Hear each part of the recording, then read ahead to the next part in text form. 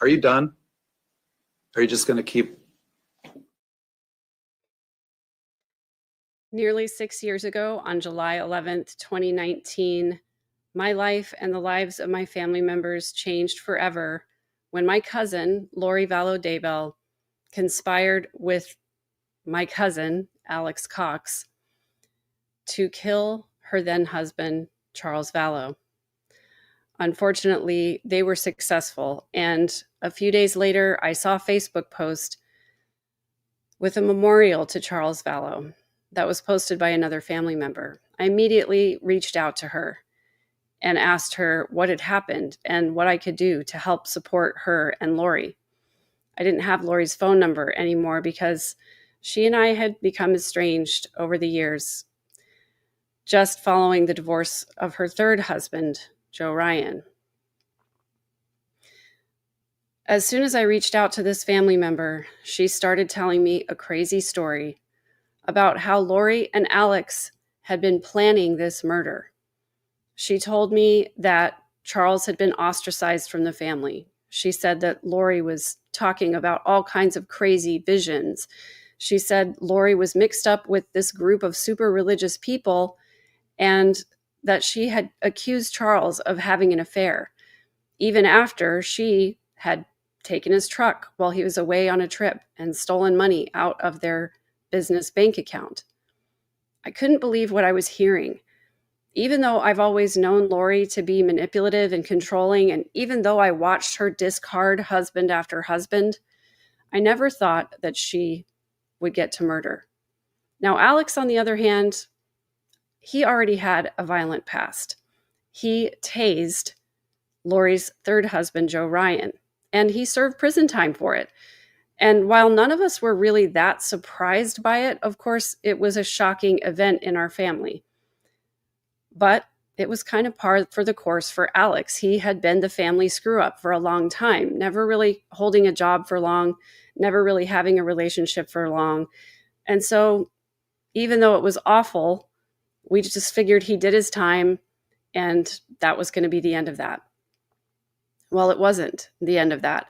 Joe Ryan later died in 2018 under suspicious circumstances. And then Charles Vallow died. I don't think I ever believed that Charles's murder was self-defense, but apparently there were some family members who did. And it created a rift in our family. People got blocked on social media. People stopped talking to each other. And then Lori disappeared with Tylee and JJ, leaving Colby behind and cutting off contact with him as well. We later found out that she moved to Rexburg, Idaho, where my daughter was living at the time. And my daughter had been close with Colby growing up. So I was really concerned that if my cousin Lori reached out to her, she might respond and get lumped in with this group of crazy people. So I let her know what was happening. And I told her, please don't answer the phone if they call you. Well, the story got weirder and weirder. And the more and more that I heard from the news media and from just a couple of family members who would still talk to me was that the kids were missing. And Lori was saying that they were safe, saying that Kay was trying to take JJ away. But none of that was true. Unfortunately, on December 20th, the Center for Missing and Exploited Children finally made Tylee and JJ's case official by posting that missing persons photo that we've all seen so many times.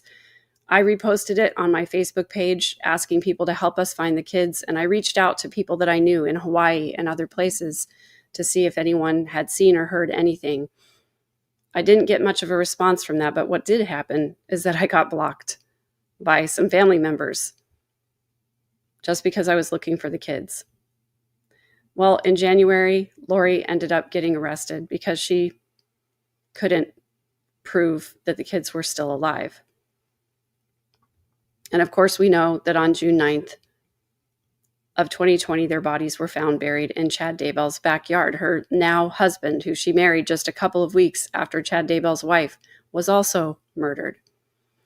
In the midst of all of this, on October 2nd, 2019, there was another attempted shooting, this time Brandon Boudreaux, Lori's estranged nephew. Lori had meddled to break up the marriage between her niece, Melanie, and Melanie's husband, Brandon. Just a few months later, someone tried to shoot Brandon, and he survived the attempt, thank goodness. Well, today, we finally have an end to this horrible turn of events in our family. It started with the death of Charles Vallow on July 11th, 2019. After Lori was arrested and then found incompetent to stand trial, she finally did stand trial in Idaho, where she was convicted of the murders of her 2 children and Tammy Daybell, as well as fraud for defrauding the Social Security Administration out of payments that should have gone to her children and should have ceased at their deaths. Then we got a guilty verdict in the case against Lori for the death of Charles Vallow. And finally today, we have a guilty verdict in the case seeking justice for Brandon Boudreaux. This has been a long and terrible saga, full of all kinds of twists and turns, so many names you can't remember them all, cult groups, crazy religious beliefs, zombies, so many unbelievable things.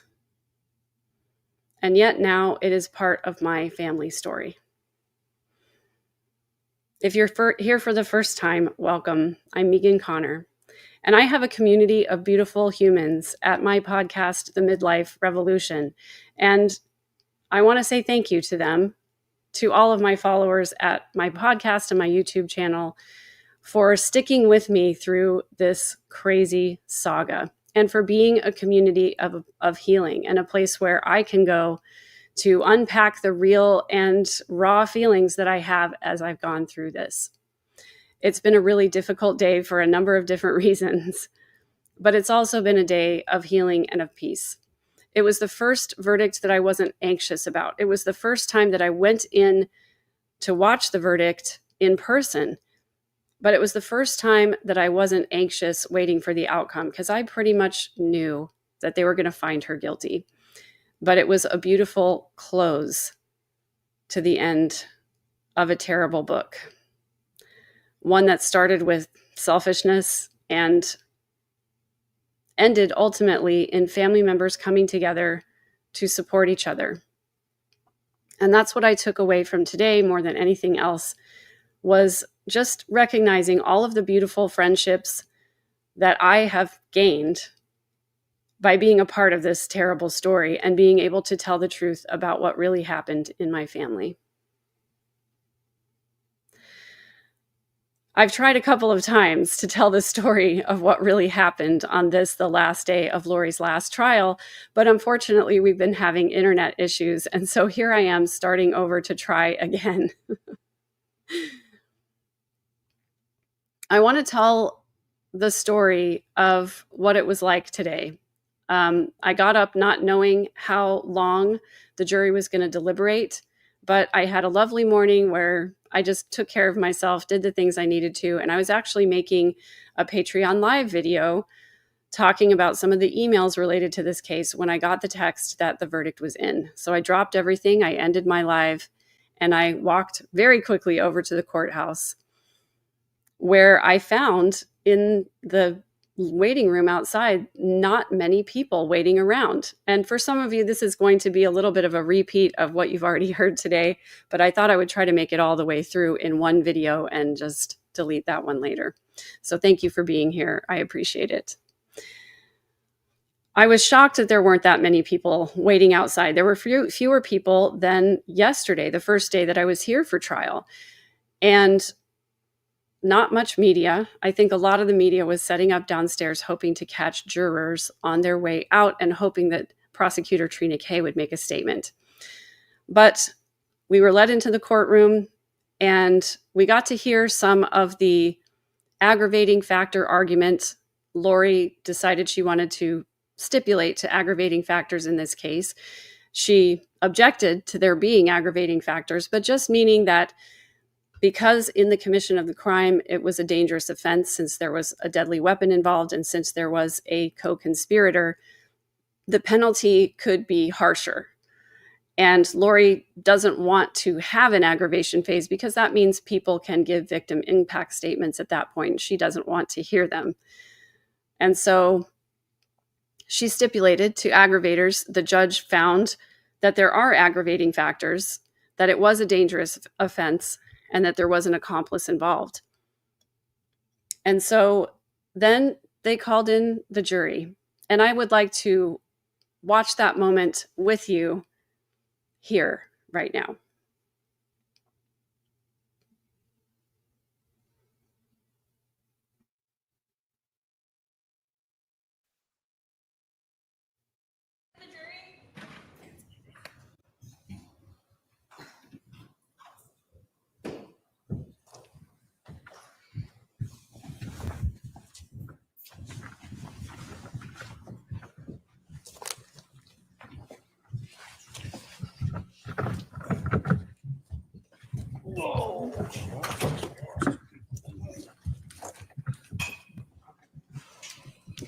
All right, the jury is present. Please be seated.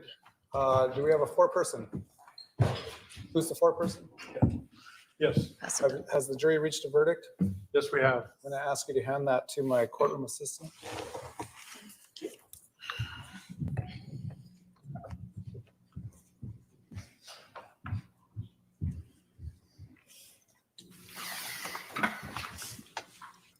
I'll ask the clerk to read and record the verdict.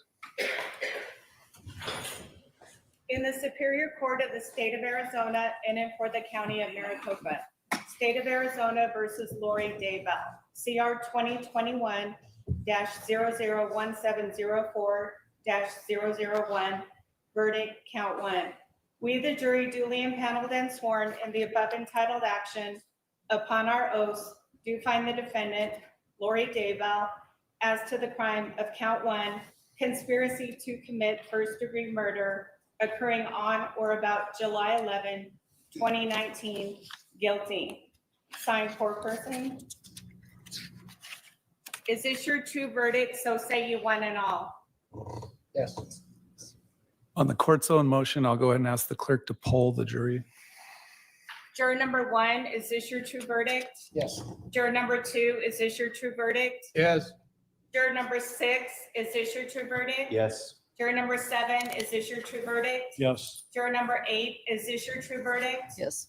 Juror number 9, is this your true verdict? Yes. Juror number 10, is this your true verdict? Yes. Juror number 11, is this your true verdict? Yes. Juror number 12, is this your true verdict? Yes. Juror number 13, is this your true verdict? Yes. Juror number 15, is this your true verdict? Yes. Juror number 16, is this your true verdict? Yes. Thank you. All right, I'm going to ask the jury to retire to the jury room for. So as the camera focused on Lori, what struck me is that there was no reaction from her. It's not really surprising considering that throughout these proceedings, she hasn't really had much of a reaction, except when someone challenges her, like Judge Boreski often did.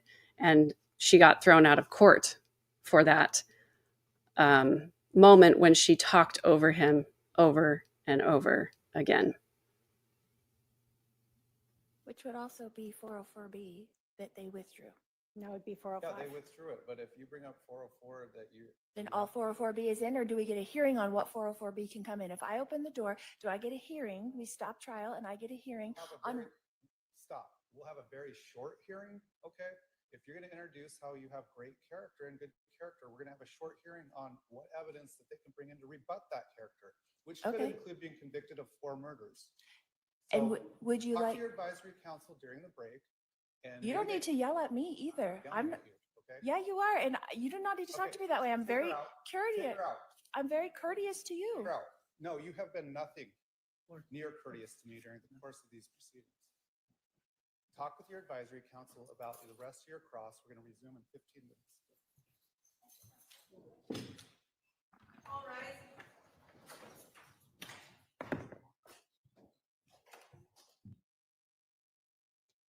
And while there was little reaction from Lori for most of this trial, the look on her face as she's escorted out reminded me of a belligerent teenager being sent to her room.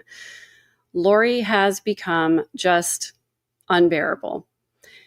And I noted as the jury walked in this morning that they appeared calm and confident. They looked smart. They looked engaged.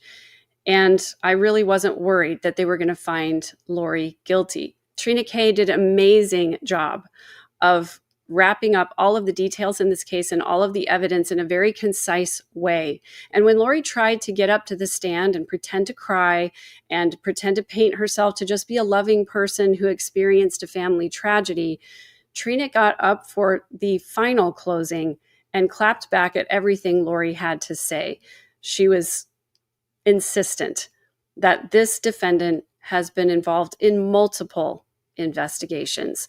And that's all she would do to open the door into Lori's past convictions. And so it was pretty easy for the jury to find her guilty. They deliberated just 15 minutes last night and another 30 minutes this morning before coming up with that guilty verdict. There were a couple of moments that I thought were really beautiful in the courtroom today, especially Trina Kay taking the time to converse with Kay Woodcock, who's JJ's grandmother, Charles Vallow's sister, and also Brandon Boudreaux and his family about when the best time for their families would sentencing be. Ultimately, sentencing is scheduled now for July 25th in the same courtroom, and she'll be sentenced for both the Charles Vallow case and the Brandon Boudreaux case concurrently.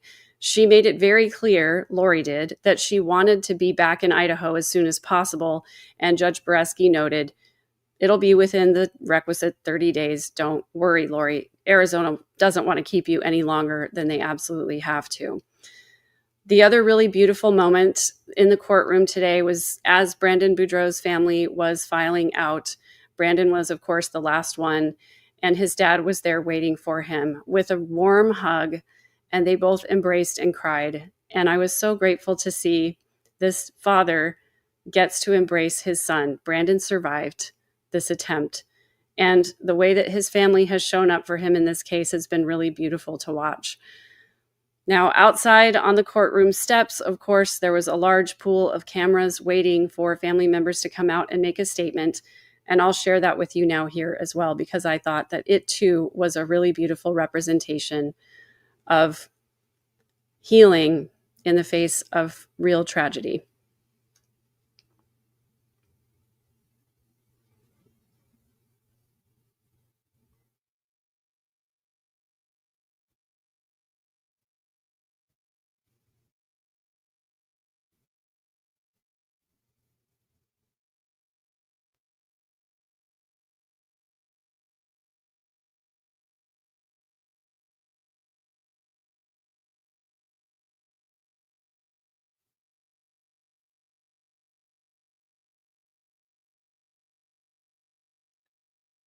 Let me try that one more time.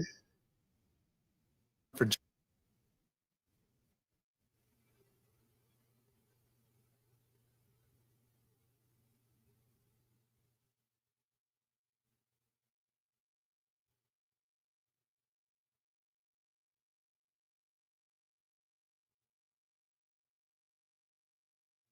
Apologies for that, you guys. The technical difficulties have been crazy today. There at the courthouse, getting set up right now.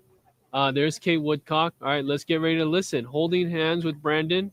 This is his wife, and this is Kobe Ryan, Lori's son. You're right. I prepared just a short statement that I wanted to share. Kay had something she wanted to share, and I want you guys to know that we stand united. We're still family. We always will be, regardless of the things that happened. But go ahead, Kay. Share your thought. Okay. And I'll share mine. We got it. Okay. For my brother Jerry, we got the bitch again. That's for you, Jerry. My statement is as follows: 2,078 days. I'm humbled. I can't even imagine how many hours have been spent by law enforcement and prosecutors tirelessly working to uncover the truth. The truth is that hatred, selfishness, and greed almost led to the end of my life. 12 strangers verified that Lori must be held accountable. I have heard the question asked, why hold this trial? She already has multiple life sentences. My response is simple. We owe it to those who are victimized and choose to follow the law to uphold justice on their behalf. So many victims never get this day. So I thank the judge and the jury who willingly put their lives on hold to complete this process. I did not enjoy sitting and giving someone who tried to kill me the chance to question me, but I owed it to Charles, to Tylee, to JJ, and to Tammy to speak because I could.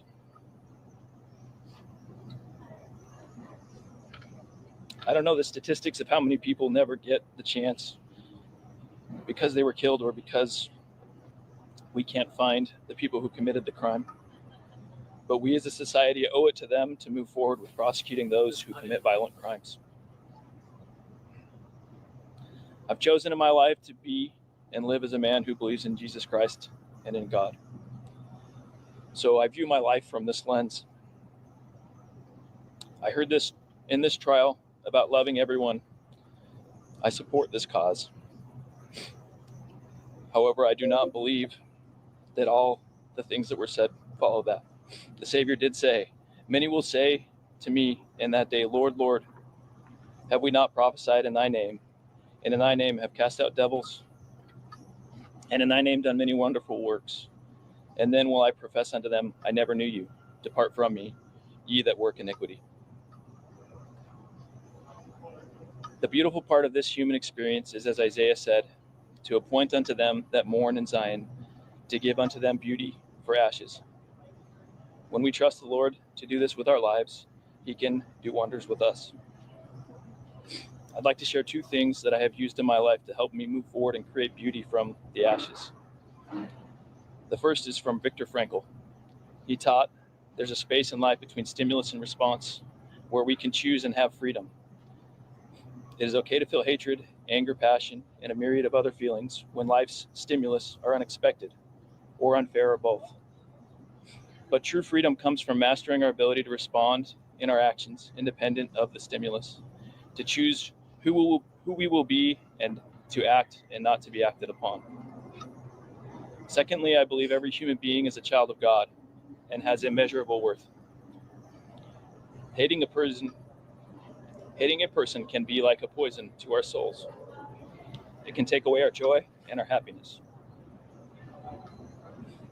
I believe we can have enmity towards someone's actions or choices while still forgiving them for our own selves, to have more room for love and happiness and joy. Truly living this principle is a process. It takes time. But as we apply these two principles, that of choice before response and forgiveness and love and valuing others as oneself, I believe that it makes our society better. So thank you for coming and supporting me in this, for all of you who have. And we're grateful today for those who let us have our due process. So, Brandon, would you thank say you. you've forgiven Lori? It's a process. I will do my best. It's something that I believe if you give away your hatred to the Savior, I would tell you that there is more room for joy and love for your family, for your friends, for those who do love you. So that's the best I can share. Brandon, do you believe Melanie should be charged in this case? I'm not going to talk about that right now, but I appreciate the question. What did you think that the jury came back less than 30 minutes? I'm grateful that they did their responsibility, and I'm grateful for a verdict. Brandon, where do you go from here? I'll continue moving forward with my life. I have a beautiful wife. I have wonderful family. I have so much wonderful family that's waiting back there. I'll go back to anonymity, hopefully, and just live my life and be another person who tries to do the right thing in the right situation. And I want to say thank you to all the people who did the right thing, who came in, who gave up their time and participated in the process. There's a lot of people who don't get any thank yous that give up their time. And so I just want them to know I'm grateful. Jenny, anything you want? I am grateful that I am standing next to this man right now. Thank you, Grateful guys. that he's here. Yeah, thank you. Have a great day. Katie, did you want to say anything? No, I'm good. Colby, I'm good. I'm talking enough. Oh, wow. Thank you, guys. That is a powerful. It was beautiful to see all four of them standing there together, supporting each other. And it was beautiful to see how Brandon had so many friends and families there with him on the steps of the courthouse today. I truly wish him and his beautiful wife, Jenny, a beautiful future together with their children. Now, regardless of what happens with a possible potential case with Melanie, I'm just grateful that Brandon was able to receive the justice that he deserved today.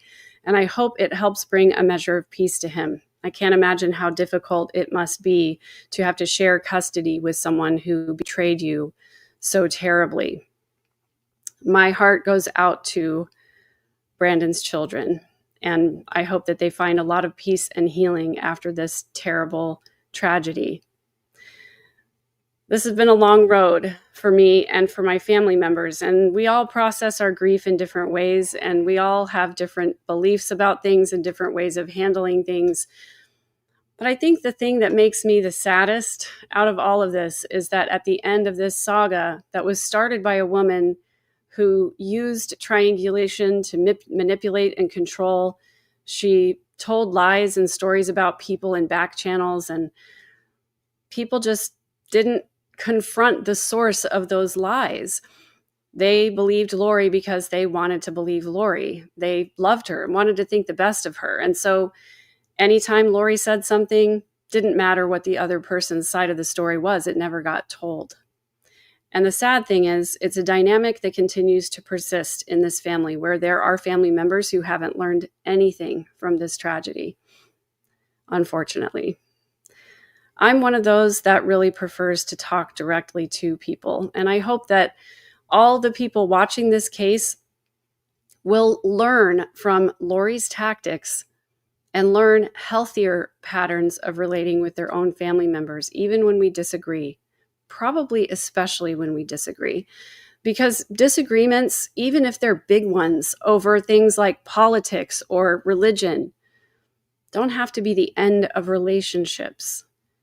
And I think that's the thing that I take away the most out of this whole tragedy, is that I've learned the skill of being able to have difficult conversations with people, because I'd rather preserve a relationship and know the truth than to believe a lie and lose yet another family member. I've lost about half of my family over this, just this specific case. And that's almost the whole side of my dad's family, almost half of it. So I think that's a tragedy, and I hope that other people learn from it. And I'm grateful to all of you who've been here through it with me, supporting me, and letting me talk out loud about these things, because that has really been healing for me. Thanks so much, Rosemary Romero, for the super chat. We finally got the stupid hoe. You are a kind and beautiful soul. You helped make this 6-year horrific journey into the abyss so much easier to take with your brutal honesty and your incredible wisdom and your calm. Thank you for that. I really do appreciate it. You know, I almost gave up today. I had such a hard time streaming. Probably what a lot of you don't know is, if you were in my live stream earlier for my recap, there was a moment when the screen froze, and after it was done frozen, my settings here told me that everything was a-okay. So I continued to talk for another 25 minutes. And when I ended the live stream and realized that everybody was just gone and it had only recorded the first 20 minutes of what I said, I just got in bed and covered up, and I turned on PBS and watched fish swim around for a while. I just thought, that's it. Maybe I'll get back to it tomorrow. But I really wanted to finish this today, because tomorrow is a new day. It's a different day, and I'm moving to new things. I will be interviewing people around the case tomorrow. We are going to have more wrap up and more closure. And so we're not completely moving on from this, but we're moving on from the point where we have to be worried and anxious that justice will not be served. And so I'm really, really looking forward to more interviews with more people. And I'm really looking forward to connecting with you, beautiful humans, because that's what I love more than anything else. I love hearing your stories and hearing all of the ways that you have transformed and changed your life from the things that you've learned. So thank you again for being here. Thank you for being the best, beautiful humans on the planet. Thank you for supporting my channel. And above all, thank you for doing the work that you need to do to become the very best version of yourself that you can. It is only through healing ourselves that we can heal each other and ultimately the world. And that is a story worth telling. I'm grateful for you. Thank you for being here. And finally, I can say, Lori is done. Are you done? Are you just going to keep